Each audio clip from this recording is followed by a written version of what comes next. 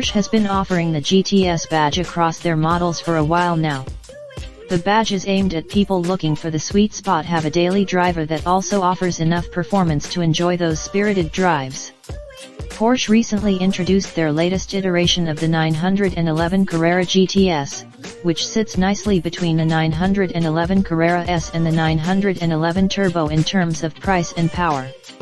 While the 911 looks stunningly modern in its latest iteration that was introduced in 2019, the GTS adds bits and pieces to differentiate itself from the standard Carrera model. The GTS gets darkened LED headlights, distinctive tail lights, satin black trim for the front lip spoiler and the race-style center-lock alloy wheels, usually found on more track-focused models, which measure 20 inches at the front and 21 at the back, similar to the 911 Turbo. The Sport design package is standard on the 911 GTS, which includes distinctive-looking front and rear bumpers. The black trim at the rear certainly works with the yellow Carrera GTS we had for our test drive, but we are not so sure it will show well with darker paint jobs. Inside, Porsche now uses Racetex instead of Alcantara, which is a similar kind of suede-like material. In our Carrera GTS, it was on the steering wheel, lower dash, and door inserts. The snug seats were a mix of fabric and leather.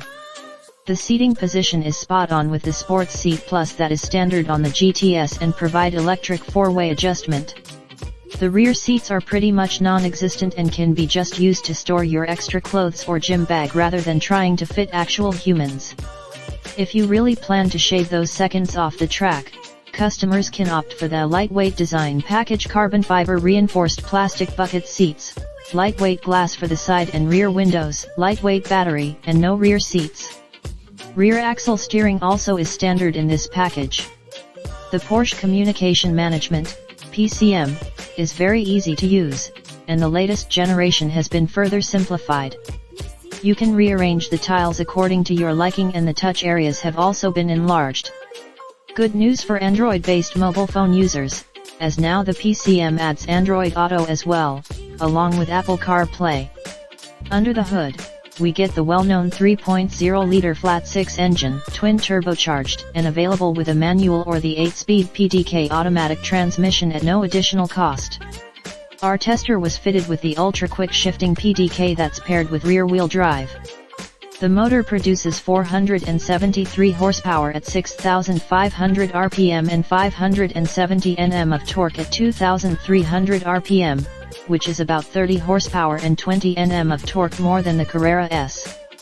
Getting down to performance Porsche, we managed to do a 0 to 100 km/h run in 3.6 seconds in our acceleration test on slightly dusty roads in Sport Plus mode, which is quite close to the 3.4 seconds the manufacturer claims. The exhaust note certainly comes alive at higher revs, which occasionally pops and crackles on deceleration.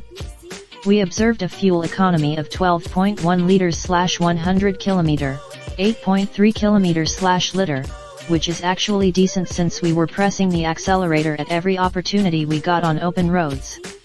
Porsche has installed the suspension from the 911 Turbo on the GTS, so now it sits lower than the standard 911. This makes the ride on the harsher side even at the softest setting, but it elevates the handling to another level. We were taking corners at ridiculous speeds, and the way the car just stays flat around bends increases your confidence further to test the car's limits, also helped by the fact the wheels are wrapped in Pirelli P0 PZ4 rubber. The braking power is also mighty impressive thanks to upsized brakes, also borrowed from the 911 Turbo parts bin. The Porsche 911 Carrera GTS is going to cost you a fair bit over the standard 911. But Porsche has yet again hit the nail in providing a seductive driving experience combined with everyday usability.